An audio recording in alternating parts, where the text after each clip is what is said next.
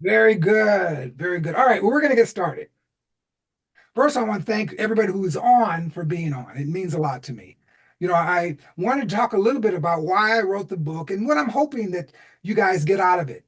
I hope we able, as a group, able to share some insights and become, greater awareness. Well, let me give you guys a little information.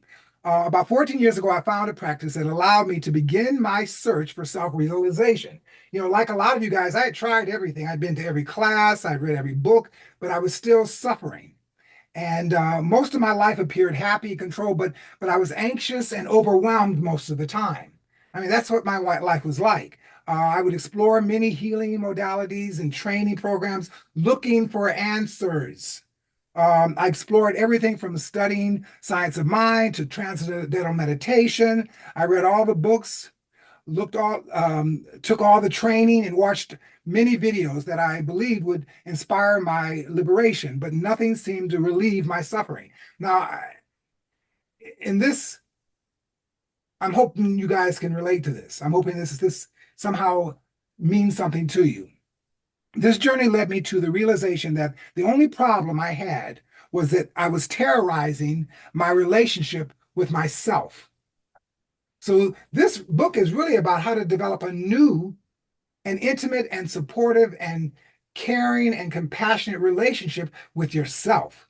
Because that's the only way you get realization. You don't get realization from hearing a bell or going into a room and having walking on hot stones. You get realization by going inside and becoming introspective and becoming aware of your thoughts, your feelings, your beliefs. The practice of SoulTranSync gives you a perfect tool for exploring that, exploring getting closer to yourself, exploring becoming more intimate with yourself. I talk a lot. I was telling my wife this morning that what in the past 14 years since I've been doing this soul transcending practice for myself, it's been incredible. I mean, I have healed in many ways. I have become more aware. I've become more patient. I've become more available. I have a broader availability of emotions. When you work on yourself introspectively, your emotional range expands also, which has you feel more passionate, love deeper, um, become more inspired. You develop more intuition. These are all things that happen as you learn to relate to yourself in a more loving way. So tonight we're going to start out with a short video, and this is the impetus for much of my growth was with a video by Eckhart Tolle. So we've got a short video that I want to share with you guys about soul transcendence that you may have seen before. It's a short video, but it's about Eckhart Tolle and Oprah Winfrey. So let's get started with that.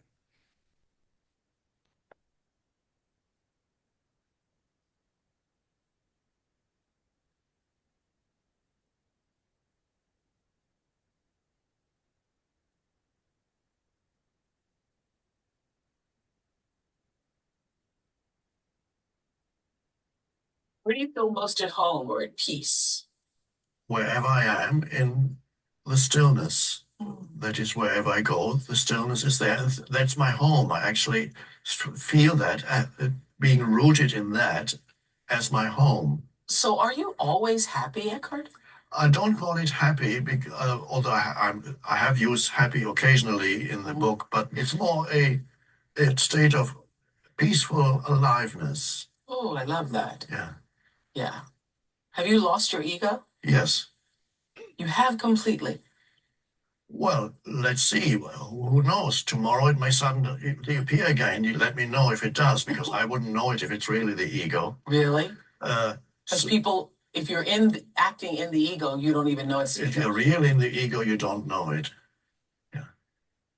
But how can that be so when what you teach us in A New Earth is that to be aware of it, and the more you're aware of it, you can say, because I've been able to see it. Oh, yeah. There's my ego. Yeah. There's my ego. There it is, showing up again. I see it. I see it. I see it. So there is an awareness. Yes, because mine's still alive. But that's already the shift is already happening. Yeah. The awareness is there. you're not totally in the grip of it because Right. the awareness arises also. But there are many others who are still totally in the grip of So if it. you're totally in the grip of it, you can't be Yes, aware yes, that it is yes. shown up. Finish this sentence. The world needs Spiritual awakening. awakening. I believe in Nothing in particular.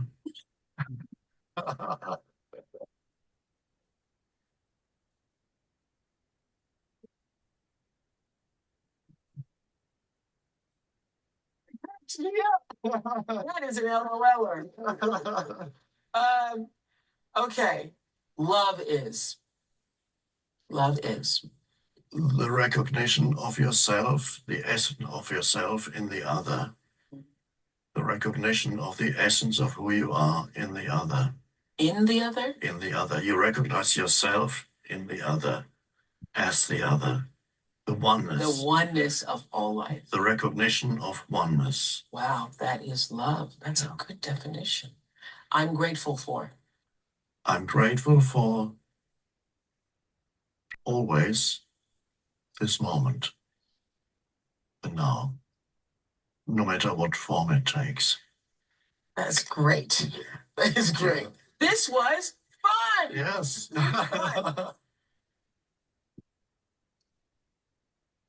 Eckhart Tolle was always so good at talking simple and talking direct about the process of realization. And if you guys get a chance, go back online and explore more of his videos because he's an excellent teacher. And there's other teachers that I'm going to expose you to in this 8 week that you'll get a chance to get to know and get to feel. Now we're going to go into the chapters because this is an hour event. Every Tuesday, this is an hour event. So I'm going to be going through, I'm going to be making space for some discussion, but I want to move through the content because as we get more involved, there'll be more discussion and more heartfelt communications that people want to share. But in chapter 1 of Uncovering and Embracing Soul Power, we're going to deal with the concept of soul power. And that soul power is introduced as the foundation for spiritual growth and transformation. Is something external. It's not something to be external gain, but rather an internal soul uncovering. Contra 2. Separation versus unity. That's an interesting idea. The idea of separation speaks to the illusion. You're going to hear the illusion a lot in these discussions. The illusion that we are disconnected from our pure nature and from others. This sense of separation is the root of many emotional and psychological struggles. And finally, in chapter 1, as you guys review the book, you're going to be talking about self-discovery as a journey. This point emphasizes the uncovering soul power is not a quick fix, but a gradual unfolding. The book encourages readers to be patient and compassionate with themselves as they navigate challenges and revelations on the spiritual path. This is a spiritual path. This is not a quick fix. This is a process of uncovering and embracing a new self. And I want you guys to see that this is something that it's available to everybody. And what Eckhart Tolle said, which is so interesting to me, is that this awakening, your awakening, is not just for you, it's for the world. And he talks about that in the New Earth. But I want you guys to be aware that is the more we become self-aware as human beings, the more we bring peace and love and connection and compassion and unity to the planet, including ourselves, or at first ourselves. Now in chapter 2, we're going to deal with the concept of soul power. Soul power is introduced as the, oh no, that's not, I'm sorry, I'm going back. There we go. In chapter 2, we're understanding self-inquiry. Now that's going to be very interesting. I'm looking forward to sharing. The self-inquiry centers on the question of who am I? Who am I? We're going to go back to that over and over again because it's a confusing idea, but once you take a good hold of it, it really is transformative. Who am I is a gateway to profound self-awareness. This practice is not about intellectual answers, but rather experiencing the deeper layers of consciousness. Experiencing the deeper layer of consciousness. So who am I is relating to your consciousness, the truth of your nature, not your identity or your persona. Detached from ego. Self-inquiry is a method to recognize the false self, the ego, that often dominates the actions. The ego creates attachments to identity, leading to suffering and conflict. And finally, in chapter 2, we're going to call building awareness and presence. This is a critical point of self-inquiry because it's not just another asking question, but about staying present in the process. Presence involves observing thought and emotions without judgment and attachment. I'm going to say that one more time because I think it's such a powerful goal. Presence involves observing thought and emotions without judgment or attachment. That is it's a mastery, and I recommend everybody get that out of this book club. Now we're going to start a presentation, which I'm really excited about you guys sharing because when you're going through when you're evolving and you're going through self-realization, you go through chapters, you go through different layers and levels of it. And I'm presenting this information to you guys because I want you to see how the layers and are being expressed in your point of view, how you see things and feel things different as you evolve in spiritual awareness and self-awareness.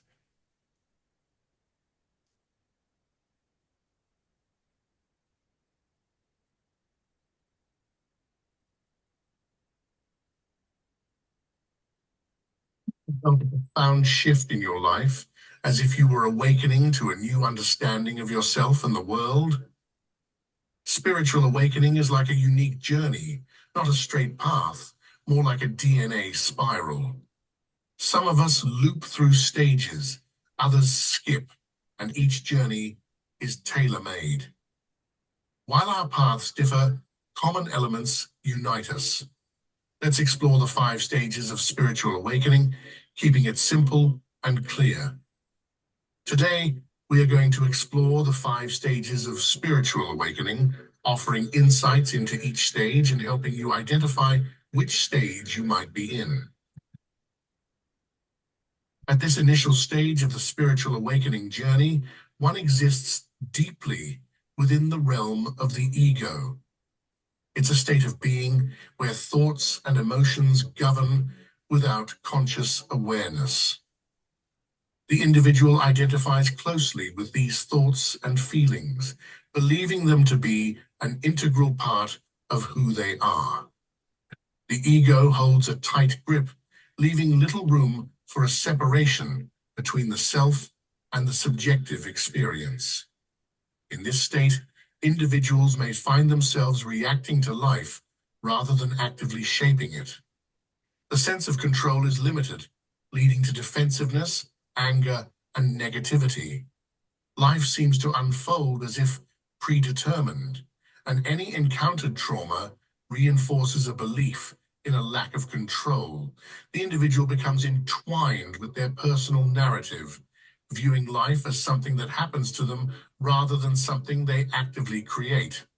Seeing others is challenging during this stage, as perception is filtered through the lens of one's own experiences and projections. This lack of clarity hinders genuine understanding of others, fostering a skewed view of the world. The unconsciousness stage is characterized by a deep entanglement with the ego, blurring the lines between the self and the external world. The journey towards spiritual awakening begins with this realization, acknowledging the need to break free from the unconscious patterns and explore the deeper layers of existence. It marks the starting point for the evolution towards greater self-awareness and connection to the profound aspects of the human experience.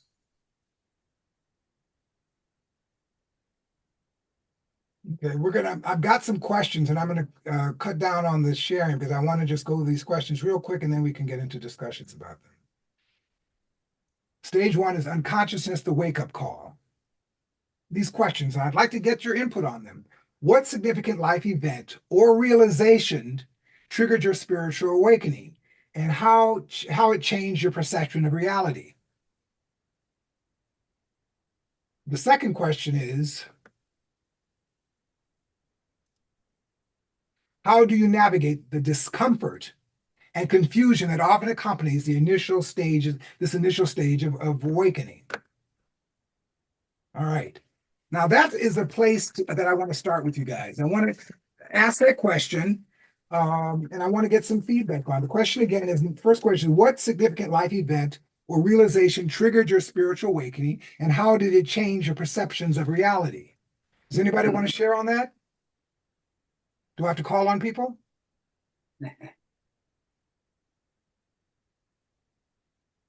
Jocelyn? You're on, you're muted. I need the t-shirt. You're on mute. But anyway, I had a feeling that you might call on me for that. So I think that the event that triggered my initial spiritual awakening was as an adult when we were in California, and we started attending Science of Mind churches. And the first one, we had a baby, and the first one didn't like babies to be in the auditorium because, they may interrupt the pastor speaking.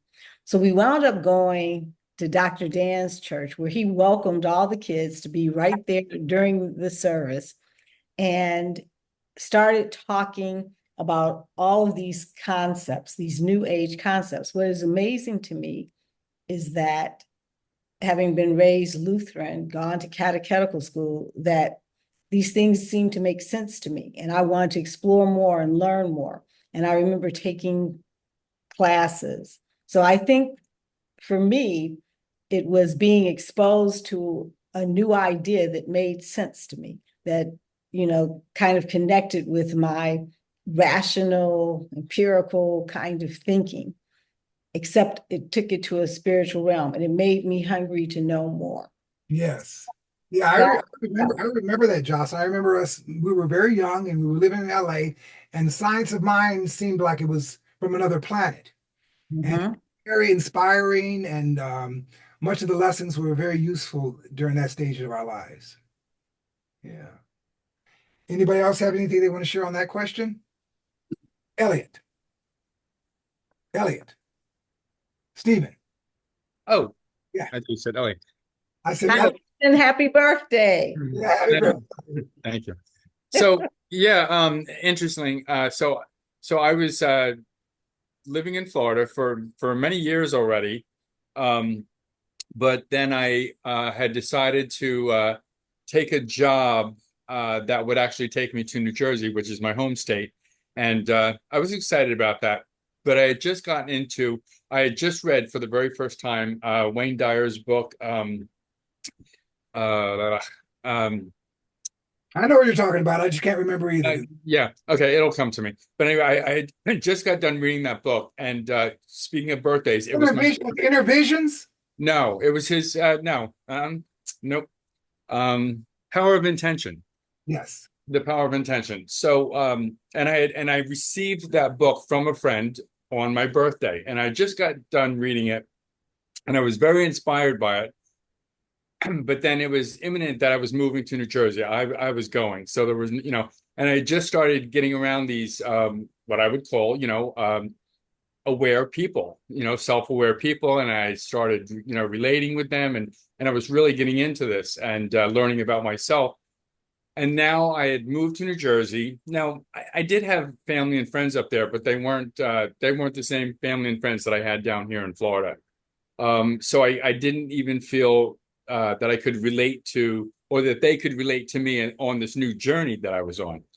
So when I got up there to New Jersey and couldn't relate to the family and friends that I were living near, I did go to a Center for Spiritual Living up there, and I had to drive over an hour just to get to it on Sundays. But it was worth it for me because I felt like, oh, I found my peeps, and here they are, and I can go there. And I really felt understood, and I understood them too.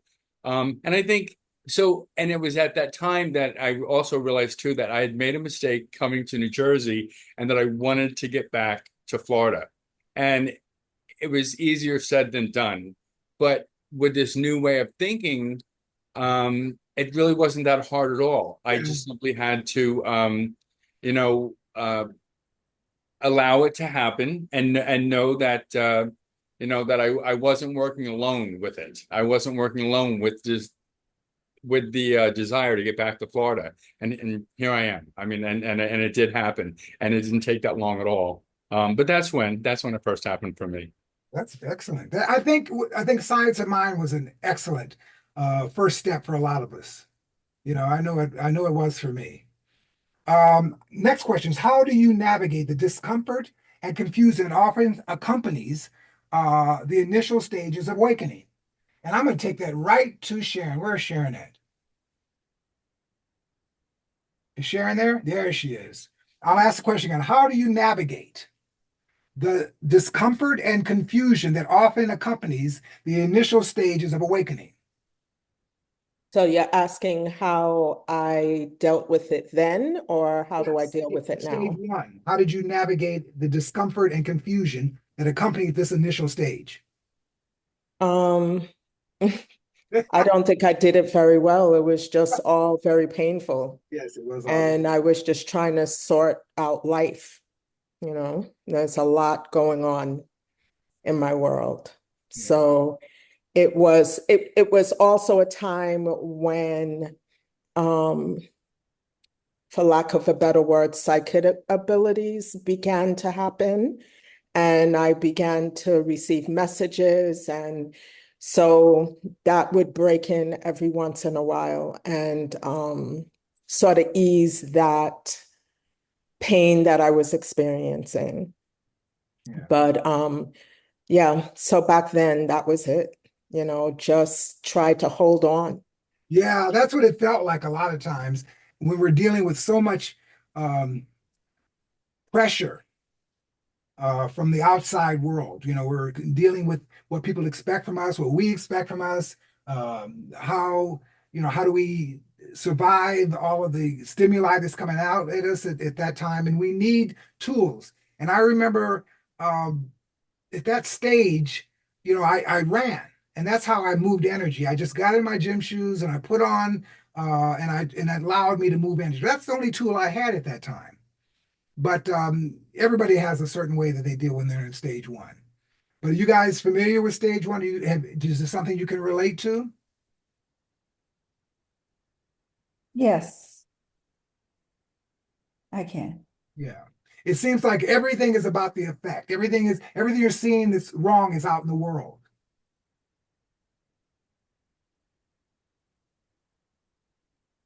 All right, we're going to keep moving. We're going to go to the next.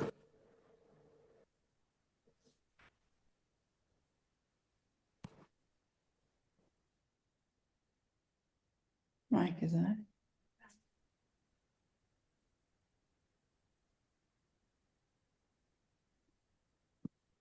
As one progresses on the spiritual awakening journey, they encounter the transformative stage known as ego death. This phase involves a profound breakdown of the ego, the subjective self that shapes one's identity and perceptions. It's a process where the identity constructed around labels such as gender, age, race, and beliefs is dismantled. Ego death is not a physical demise, but a dissolution of the tightly held beliefs about who one is. The individual comes to the realization that the ego, the story they've been telling themselves, is not the essence of their being. All the ideas and concepts built around life, God and religion, are wiped clean, leaving a sense of emptiness and detachment. What emerges from this stripping away of the ego is an internal space, a separation between the subjective self and the observer self. In the unconscious stage, this observer self was obscured, but now it becomes more apparent. The individual starts to comprehend that they are not solely the thoughts, emotions, and identity associated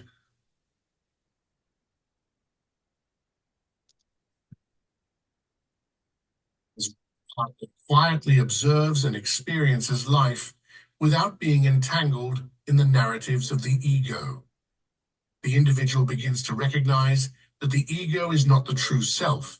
It is a construct formed by societal conditioning, personal experiences, and learned behaviors. This stage prompts a fundamental shift in perspective, opening the door to a deeper understanding of the self. The journey through ego death is about recognizing the illusion of the ego, understanding that the story one tells themselves is not the core of their existence. It signifies a transition towards a more profound self-awareness, paving the way for further exploration into the layers of consciousness and the nature of reality.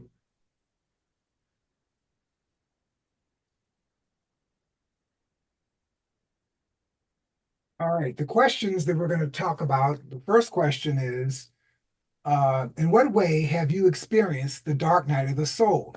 And let me see this. And what did you gain from facing your deepest fears and doubts? That's the first question. The next question is going to be, how has embracing your pain and shadow transformed your sense of self and purpose? Can you hear me? Huh? Can you hear me? Yes, I can hear you. You want to answer one of the questions? I don't know if it's. Do you want to hear the question again? Mm-mm. Okay. Okay. My husband died in 2009. And after he died, I was lost for a long time. Because I felt that I was not fulfilling my image of who I thought I was supposed to be. You know, I'm supposed to be married. I'm supposed to be in a relationship. I'm supposed to have that. And I went through a lot of pain and lack of self-confidence because of that. But then I moved to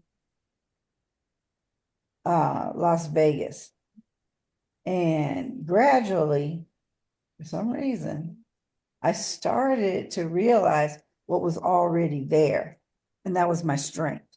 You know, I started to realize all these things that I have been able to accomplish, you know, by myself in my life. And I started to realize that I was kind of a badass. And I had a lot of abilities, you know. So the pain was when I didn't know that. But finding out that I was that way, I stopped depending on other people to define me. And I stopped comparing myself Yes. to other people to say that I was not good enough. Yes. So I started seeing myself as a whole, you know. Yes. And then over the years, it's just kept going. It kept going. The only thing that kind of defeated me, but it really didn't, is when I got COVID, because then I saw other strengths that I had that I was able to rise from. So I don't know if that answers the question. Yeah, it does very much. Very much. And we've got somebody, Morris. See Morris? They're raising their hand. Claudia, how are you? Claudia, where are you, Claudia? I don't know. I'm in the There you corner. are. There you're at the top. Okay, Claudia. Yes. Oh, You wanna ask us thank you, something? Don. I think for me it was really finding my purpose. I didn't know what my purpose is for a long time. And when I was growing up, I was told I wasn't the brightest, I wasn't this, I wasn't that, and when I found my purpose, I just went for it, and I didn't know what it was. I just knew I loved it. And that to me took me away from all of those fears of that doubt. And yeah, and I teach classes on that now to young children. I mean, young, teenagers, because I believe everybody was born with one. Yeah. And we define people in ways that they aren't. We tell them you don't learn like this, so something's wrong with you. You don't learn like, but every single person, I don't care if you got dyslexia, autism, whatever, has a purpose. And so I think when I found mine, I let it all go, and I really was able to just free myself from all of that, describing myself as not good enough. I loved what I did, and that was who I was. So anyway, that's. I love that. I love that. Now we have another hand raised by Linda. Yes, I'm Linda. Hey, I had a crisis of faith with the quote unquote religious church that I was going through because I'm a free thinker, and they're very straight by the Bible type personality type church. And they didn't like the fact that I was a free thinker and I thought for myself. So I'm still working on trying to figure out where I belong in the world. And sometimes it's hard because it's like, when you're raised up and you're supposed to go to church every Sunday and you're supposed to do this and you're supposed to do that. And then all of a sudden you're not going to church every Sunday and every Wednesday and you're kind of looking at other things so you would have your spiritual thing. And it's hard, but I'm learning that I am strong and that I don't have to conform to society's way of thinking. I can be me. And it's not easy. I hear you. Thank you, Linda. Well, I have one more question. How has embracing your pain and shadow transformed your sense of purpose? Leo, are you there? Hi, I'm here. How has embracing your pain and shadow transformed your sense of self and purpose? Well, you got me there because I'm actually I've been through the shadow, and actually I'm going through a process right now that actually a little with the shadow also. So I'm still finding myself. However, I do believe I've managed to build up some like spiritual tools to be able to confront it, even though this process I'm going, the ego is really, it's really like right there, right? Yeah. But yeah, I mean, I've been connected. I mean, my like spiritual awareness was actually very organic, and it actually started very, very early in my life. And I had sort of a spiritual guide, but not being a spiritual guide was my grandfather. And also for the last question you asked, I was actually thinking about him because it was the first time I really found the dark night of the soul, like losing a spiritual guide. I've always been very spiritual, but not in a religious way. Not that I have anything against it, but it's just not my path. So right now, I'm just trying to find out exactly that question you're asking me. Well, I appreciate that. Well, first of all, this book club is going to give you more tools and more opportunities to explore. So Thanks. I appreciate you being part of this group. I'm really happy. All right, let's keep going with the presentation then.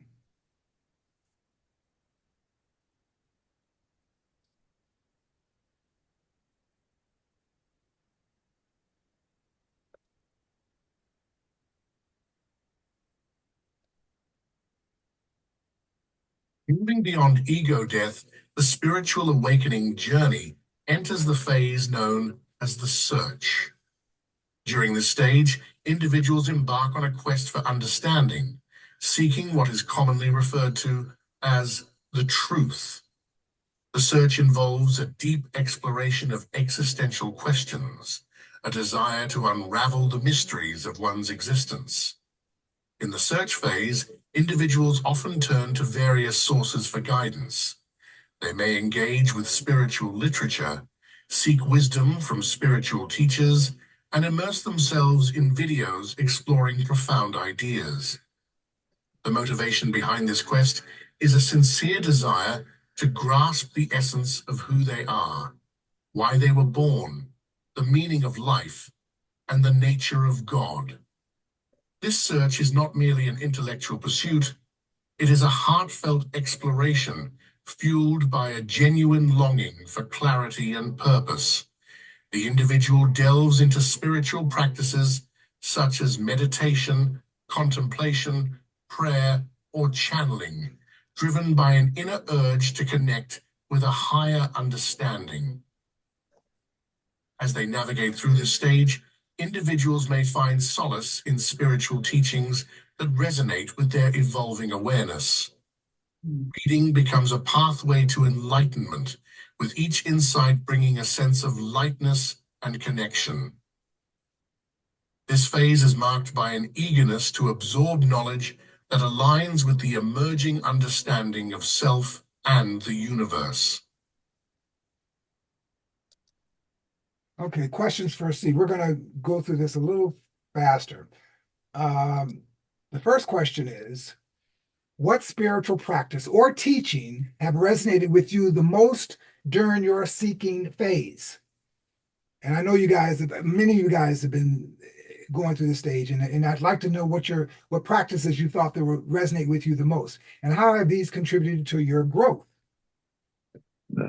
How do you balance the pursuit of spiritual knowledge with the integration of these insights into your daily life? Gerald, did you want to speak? Sure. Can Yeah. you hear me? Yes. So that's pretty easy for me. So I have, through a large part of my 30s, I'm almost 60 now. In my 30s and 40s, I really was not aware of a story that I was telling myself about who I was. I wasn't aware that my thoughts were, and a lot of times I was beating myself up. I was being hypercritical, and my brother actually brought to my attention throughout the course of several years about how you really have to be aware of what you're telling yourself about yourself. Thank you. In your brain, how are you assessing this? Are you making yourself the enemy, the bad guy? Are you, it's just. So I think the thing that is, through the years I've been learning, and I'm just starting to get a hold of, is really doing an assessment of just the thoughts that I have in my brain, the perceptions about my things, things that are going on in my life, how I'm perceiving myself in that scenario. That's the word, Gerald. That's the word. Yeah. But I do see, just in natural growth and in aging and stuff, and just not beating myself up so much. I am seeing that lightness comes with some good benefits. Doesn't it? Yeah, it does. Yeah. Anybody else? Yeah, Stephen. Mute. I can't hear you. How about now? Yes. Okay. That question is just a great reminder for me of something that I just read in this book. And that is, of course, over the years, I've learned to, I've always, I thought I always knew how to pray. I've evolved into a new way of praying, and I've also evolved into meditating. But one of the things that I was just reminded by reading this book, and I don't know if it was chapter 2 or chapter 3, but it was about the self, and that, there's the SELF and the capital SELF. Yes. And I was just reminded how one of the things I try to remember, I have another friend who I think everybody on here probably knows who the person is. It's Marco.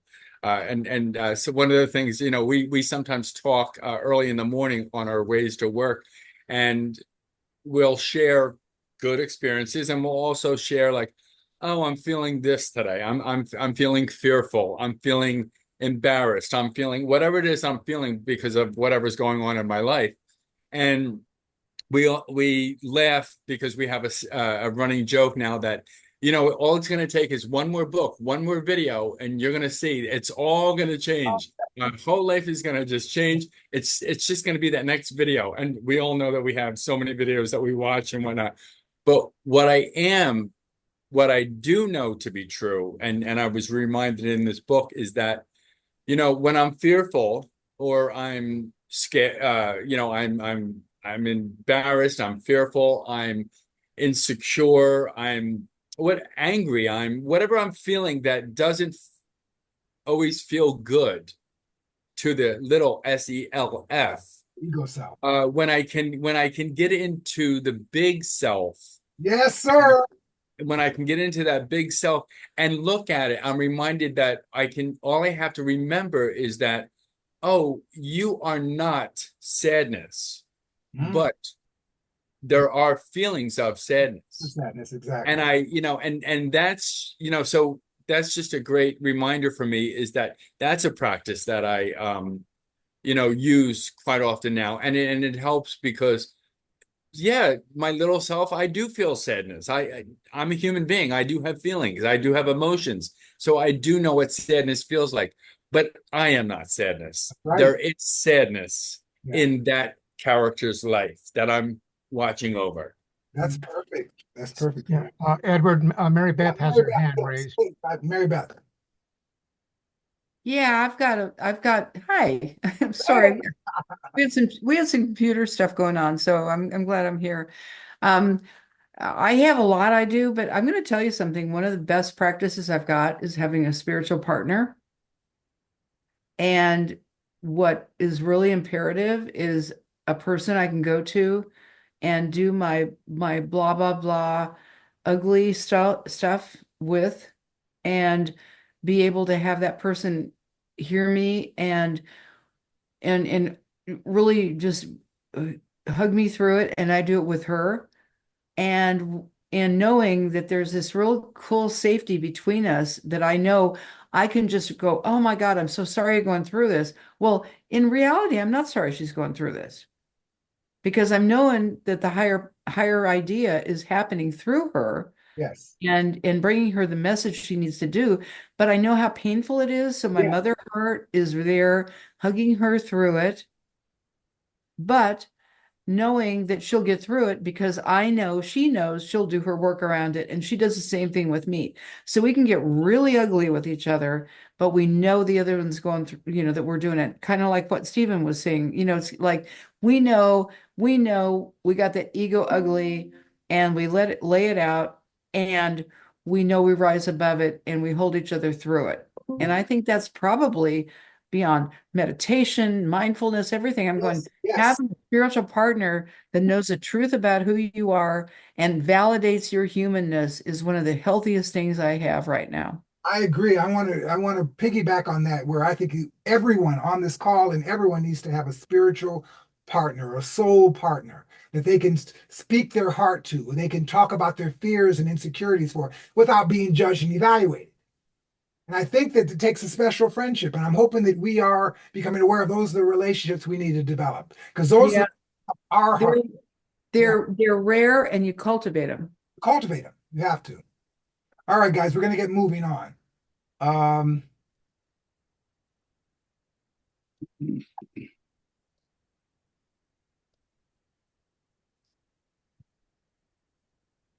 As the spiritual awakening journey progresses, individuals reach a crucial juncture marked by the emergence of the authentic self.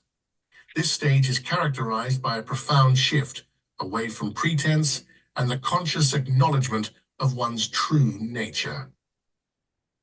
In the emergence of the authentic self, the individual reaches a point where the facade they may have presented to the world begins to crumble. Pretending becomes increasingly challenging, and a sense of discomfort arises when trying to conform to societal expectations that no longer resonate with the evolving sense of self. This phase often unveils the individual's genuine essence, akin to the self they were before societal conditioning influenced them. It's a return to the authenticity often observed in childhood, a time when societal expectations had yet to mold and shape the individual's identity. During this stage, there is a heightened awareness of what genuinely aligns with the inner self. Unbalanced relationships, occupations that don't resonate, and pursuits that no longer serve the authentic self begin to fall away. The individual feels an increasing inability to suppress their true voice and an unwillingness to compromise on their genuine desires. In many instances, this stage involves significant life changes. Jobs may be left, relationships reevaluated, and living situations altered to align with the emerging authenticity. This period can be marked by a sense of upheaval, as the old energy that no longer resonates is shed, making space for the influx of new energy. In addition to external. What happened?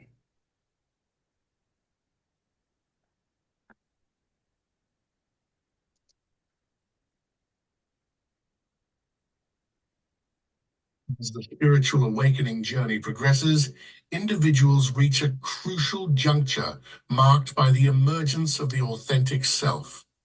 This stage is characterized by a profound shift away from pretense and the conscious acknowledgement of one's true nature. In the emergence of the authentic self, the individual reaches a point where the facade they may have presented to the world begins to crumble. Pretending becomes increasingly challenging, and a sense of discomfort arises when trying to conform to societal expectations that no longer resonate with the evolving sense of self. This phase often unveils the individual's genuine essence, akin to the self they were before societal conditioning influenced them. It's a return to the authenticity often observed in childhood, a time when societal expectations had yet to mold and shape the individual's identity. During this stage, there is a heightened awareness of what genuinely aligns with the inner self.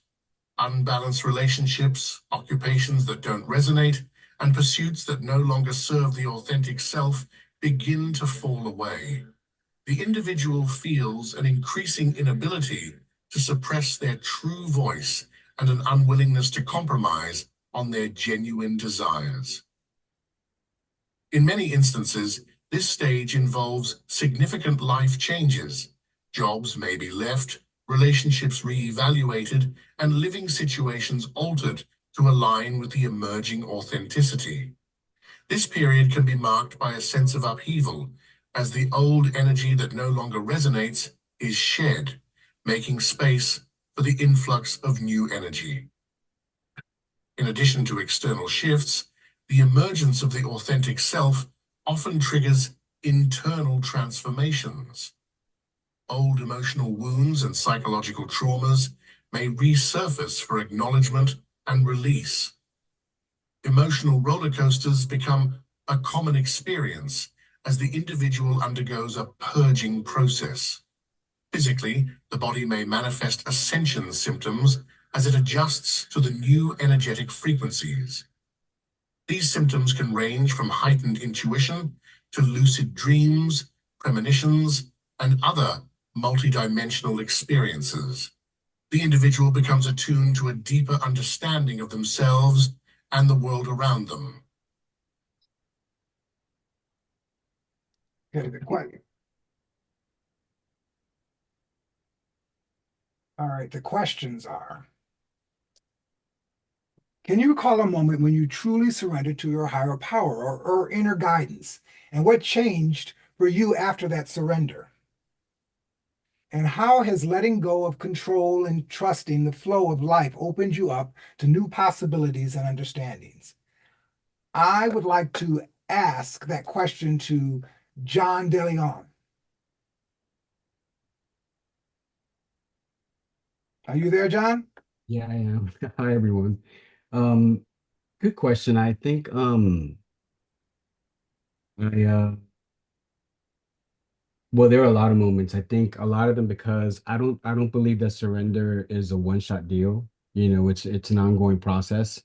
I know for me, it's almost like a tug of war between myself and you know my belief in all that is, where I basically relinquish the power and turn it over and then take it back. So it's a back and forth thing for me personally.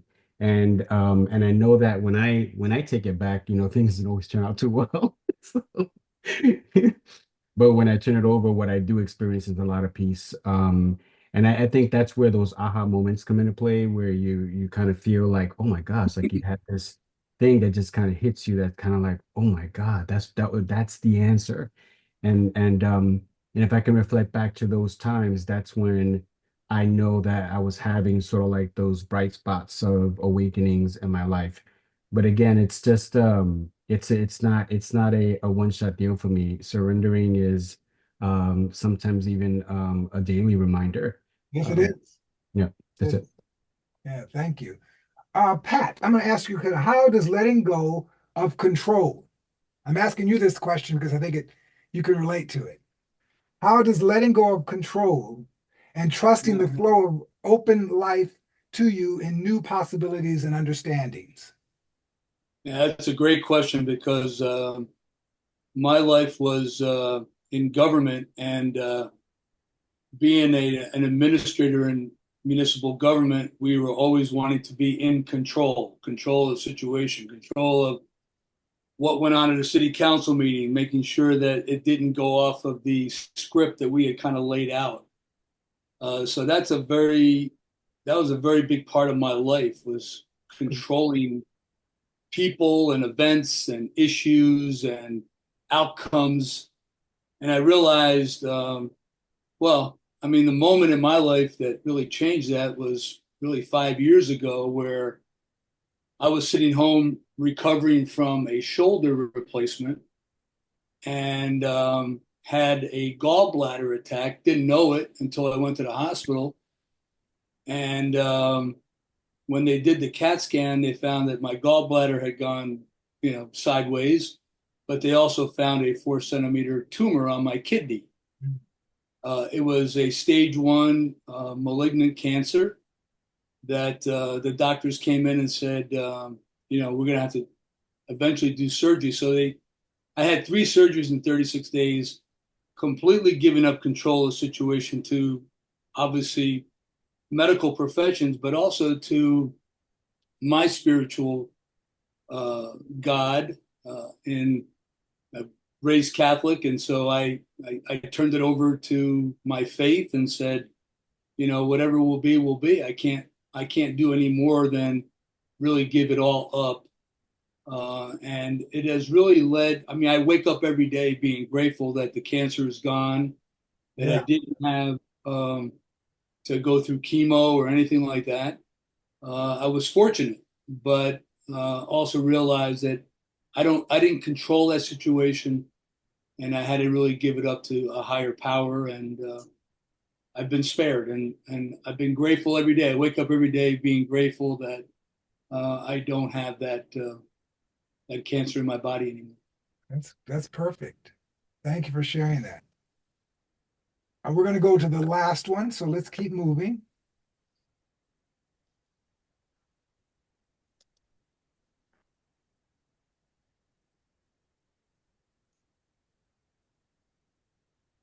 In the final stage of the spiritual awakening journey, individuals transition into a life of alignment. This phase signifies a harmonious integration of every aspect of oneself with the surrounding world. It goes beyond the emergence of the authentic self and extends into a profound connection with all facets of existence. Living a life of alignment involves a deep understanding and connection with oneself, the soul, the mind, and the body. There's a compassionate acceptance of one's limitations and a forgiving embrace of the imperfections that make up the individual essence. It is a state of being where self-compassion becomes a guiding principle. The alignment also extends to relationships with others. Having embraced one's authentic self, there is a natural overflow of compassion and forgiveness for the limitations of others. The individual recognizes that each person is on their unique journey, and there is an understanding that everyone is doing the best they can with their current awareness. This phase involves becoming the nurturer for oneself, being the supportive parent one may have needed earlier in life. It is a journey towards unconditional self-love, fostering an environment of understanding and kindness within. As this self-love deepens, it naturally extends towards others, fostering compassion in interpersonal relationships. A life of alignment is not limited to the human realm. It extends to a broader connection with the world. Individuals realize their interconnectedness with nature, the trees, plants, animals, the air, the earth, and even inanimate objects. This interconnectedness becomes a lived reality rather than a mere conceptual understanding. While a life of alignment acknowledges the beauty and light in existence, it also encompasses a compassionate acknowledgement of the darker aspects. This isn't viewed with cynicism, but with understanding and an awareness that every aspect contributes to the richness of the human experience. If this video resonated with you, please consider sharing it with someone you think would appreciate it. Feel free to leave your thoughts or experiences in the comments below. Until next time.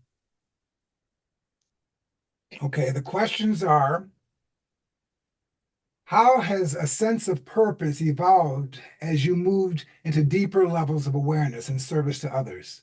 The last question is, in what ways do you feel called to share your light and wisdom with the world? And what challenge do you face in doing so? Charles. Sorry. Charles. Yes.